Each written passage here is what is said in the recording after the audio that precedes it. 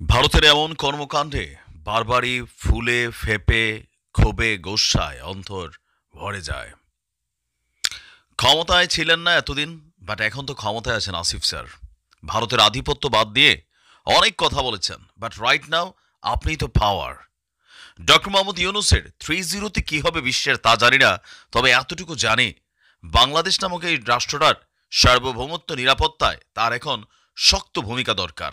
তার হাতে বিশ্ব মিডিয়া আছে, তিনি চাইলে বিশ্বের কাছে এই খবরগুলোকে পৌঁছে দিতে পারেন।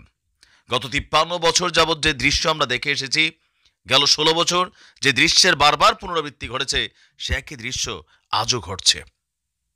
হয়তো এই দেশের মানুষের কর্মসংস্থানের ব্যবস্থা করেন, নয়তো এই দেশের মানুষকে আসলে সীমান্তের ওই পারে গুলি করে প্রতিদিন বিএসএফকে মারতে দেন, আর আপনারা এগুলো নিয়ে রাজনৈতিক এবং নাটকীয় বক্তব্য দিবেন। কোন সেই সরকার ভারতকে লাগাম পড়াবে, বিএসএফকে লাগামের মধ্যে আনবে? সীমান্তে হত্যা, আরও এক ন্যাক্কারজনক দৃশ্য দেখলাম। এখানে ঘটনাগুলোর মধ্যে কমন কিছু ক্যারেক্টার আছে। ওপার বাংলার কিছু গরিব আর এপার বাংলার কিছু গরিব, তারা মিলা আপনার সামান্য পয়সার লোভে দুই একটা গরু অথবা কিছু ব্ল্যাকের মাল চোরা কারবারি করে। সেই মানুষগুলোকে বিভিন্ন সময় জীবন হারাতে হয় দারিদ্রতার কাছে নিষ্পেষিত হয়ে ভারতের ওপারে গিয়া আপনার বিএসএফ এর গুলিতে। আজকে ঠিক এমনই ঘটনা ঘটেছে। আসিফ নজরুল বরাবরই সোচ্চার ছিলেন এসবের বিরুদ্ধে। যখন আওয়ামী লীগ ক্ষমতায় ছিল, এখন আপনি নিজেই তো ক্ষমতা, যান ভারতের কাছে ছুটে যান, গিয়ে বলেন যে তোমার রাষ্ট্রে একটা বুলেট যেন আমার বাংলাদেশের মানুষের উপর না চলে।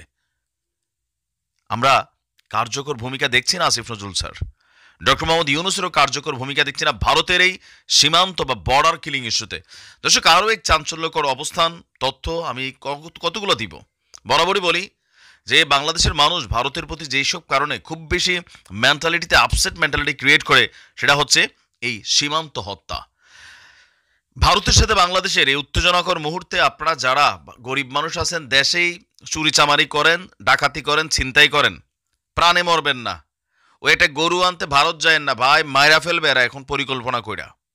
আবারও বলি, যারা বাংলাদেশে আছেন সীমান্ত এলাকার মানুষ, একটা গরু, কয়েকটা শাড়ি, কয়েক বস্তা চিনির জন্য ওই পার যায়েন না। এই পারে এই দেশের মন্ত্রী এমপি উপদেষ্টাদের বাড়িতে প্রয়োজনে চুরি ডাকাতি করেন, কারণ এরা কেউই তো আপনাদের নিরাপত্তা দিতে পারছে না, মানে জীবনের ইনকামের নিরাপত্তা। ক্ষোভ থেকে আসে এই ধরনের কথা।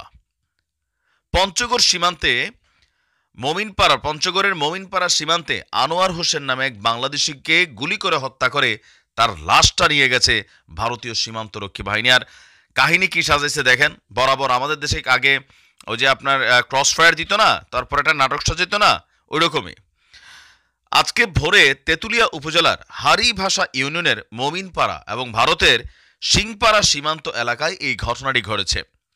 আমাদের বর্ডার গার্ড বিজিবি 56 ব্যাটালিয়নের অধিনায়ক লেফটেন্যান্ট কর্নেল শেখ মোহাম্মদ বদরুদ্দোজা তিনি নিশ্চিত করছেন যে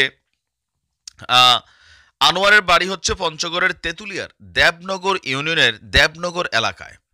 আর মানে যিনি নিহত হয়েছেন, আমাদের বিজিবি বলছে শুক্রবার রাতে কয়েকজন বাংলাদেশি সহ মানে আজকে ভোরবেলায় আর কি কয়েকজন বাংলাদেশি সহ ভারতে গরু আনতে যান আনোয়ার হোসেন। পরে ভোরের দিকে গরু নিয়ে ফেরার পথে ভারতীয় সীমান্তের ভেতরে বিএসএফ 93 ব্যাটালিয়নের চানাকিয়া ক্যাম্পের সদস্যরা তাদেরকে ধাওয়া করে। এখন বিএসএফ কি বলছে, এই বাংলাদেশিরা তাদের উপর বটি এবং বাঁশের লাঠি দিয়ে হামলা চালাতে আসলে আত্মরক্ষার্থে তারা গুলি ছুড়েছে। এ সময় ঘটনাস্থলেই আনোয়ার নিহত হয়েছে। পরে তার মরদেহ বিএসএফ সদস্যরা নিয়ে গেছে, চোরাচালানের গরুও নিয়ে গেছে। গুলির শব্দ পেয়ে চোরাকারবারিদের প্রতিহত করার জন্য 8 রাউন্ড ফাঁকা গুলি ফায়ার করেছেন ঘাগরা বিজিবি ক্যাম্পের সদস্যরা। পতাকা বৈঠকের মাধ্যমে তার দেহ আনা হবে। এই মৃত্যুগুলো আসলে আটকানো বড় কঠিন, যতক্ষণ না এই জাতিকে ক্ষুধা থেকে, দারিদ্রতা থেকে মুক্তি দেওয়া যাচ্ছে।